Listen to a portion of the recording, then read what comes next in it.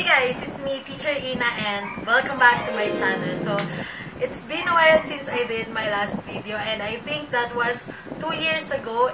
And after 2 years, marami nang nagbago sa life ni Teacher Ina, and I am very excited to share my updated life with you starting today. I am trying my best na maging active uli, i-share yung mga bagay na pwede kong i-share sa inyo through YouTube. Nasuportahan niyo pa rin ako dito sa journey ko sa YouTube.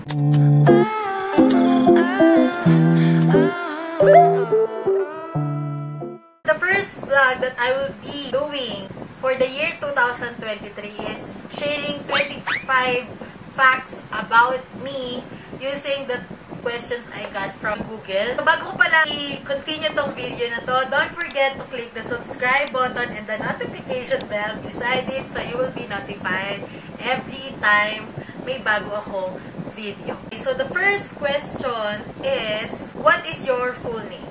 So, my full name as of now is Corina May Creer Mendoza. I am officially and legally Mrs. Mendoza since July 27, 2022. Next is, what is your zodiac sign? My zodiac sign is I am Sagittarius. I was born December 2, 1996. Next is, who is your best friend? Best friend, I can say I have a lot of best friend, but as of now, my best friend is my husband.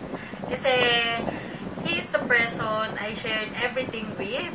So, how do you feel right now? What I feel right now is I am very excited and nervous at the same time.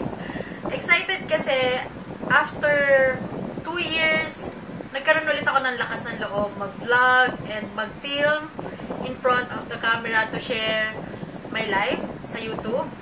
Next is nervous. Bakit? Kasi hindi ko alam if people will still support me after 2 years of inactivity dito sa YouTube. Hindi ko alam if yung mga tao ba sa paligid ko is nandyan pa rin to support me with this journey. What is your current relationship status? Like what I have mentioned nga kanina, last July 27, 2022, married na po si Teacher Ina. So finally, ang man of my dreams ay natagpuan ko na at pinagkaloob na ng Lord sa akin. So, ayun.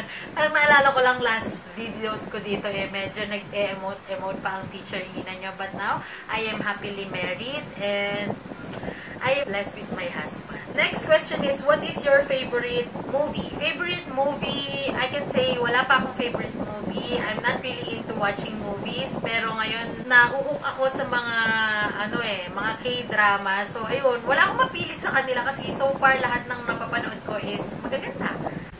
Next question is, how tall are you? I think 5'3" or 5'2". So, next question, what is your favorite song? Favorite song? Wala. Lahat kasi okay lang, maganda. Hindi rin ako mahilig sa music. Grabe, sobrang boring ng life ko. Wala akong hilig sa movie, hindi ko alam, parang, ewan ko ba? Name 3 things you love. 3 things I love. I love my husband, my family, and myself. I'm very happy na ngayon natutunan ko ng mahalin ang sarili ko. Name 3 things that upset you. First is, ayoko nang pinapakailaman yung gamit ko without asking permission. Next is, humihiram ng gamit na hindi marunong magbalik.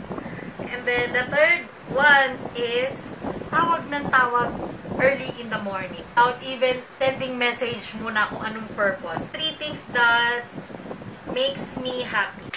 Food.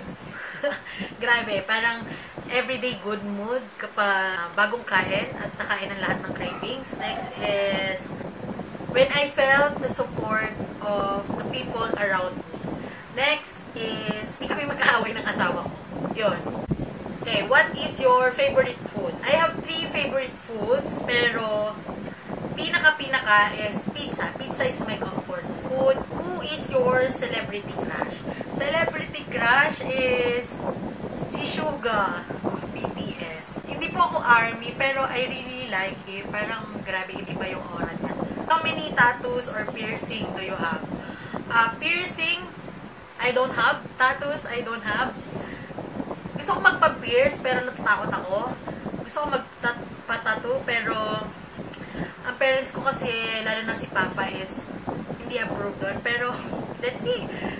Biyayakan ko pa yung asawa ko. What are your turn-ons? He knows to respect people around him. Next is responsible. Marunong manuyo.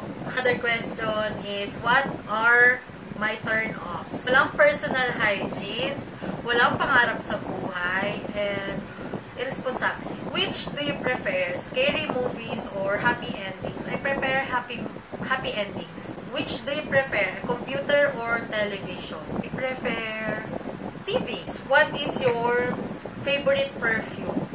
Favorite perfume? Wala po akong favorite perfume kasi hindi ako mahilig magbabango.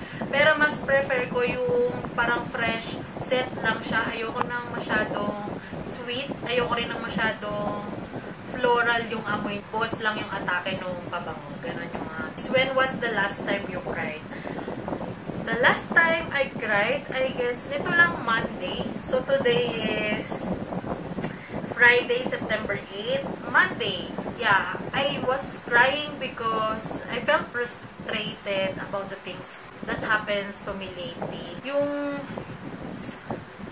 passion ko about things that I love before is parang nawawala siya. So, I was crying that time kasi parang nafo-frustrate ako na I felt guilty for myself kasi wala akong magawa.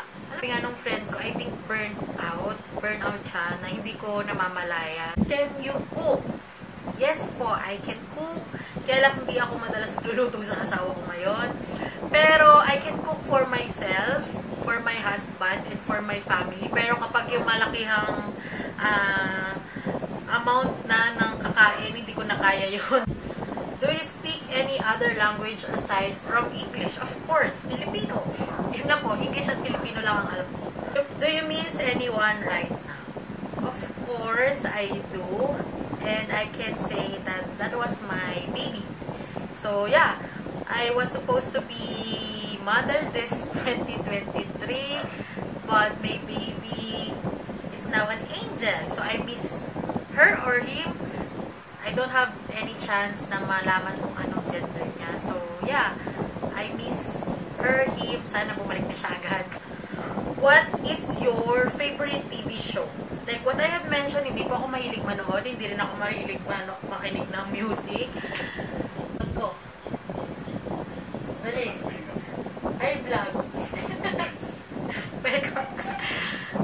Ay, ang lapit naman eh. Ayan po ang aking. Baba ka! Ayan. So, this is my husband. Say hi to my vlog. What do you do now? What do I do now is, basically, I am a cafe owner na po last 2021. And, nagbe-bake na rin po ako ng cake. So, yung tinapos ko po, pagiging teacher is not in line with my path nowadays. Pero I'm into business, kaya lang ngayon, nagpapahinga po ako. Pine-prepare yung sarili ko just in case na makapag-decide na kami na i-push ulit yung pag-open ng cafe and cake shop ko. So, yeah, I'm a full-time wife ngayon. Madalas nasa bahay and kasunod ng asawa kapag nag-visit sa store. So, that's all for today and I hope yung mga question is somehow may sense and I'm really trying to think contents. If you have suggestion for my content, please comment below. I hope i-follow nyo ako sa aking mga social media accounts. This is my Facebook page, Instagram, Ina Creer.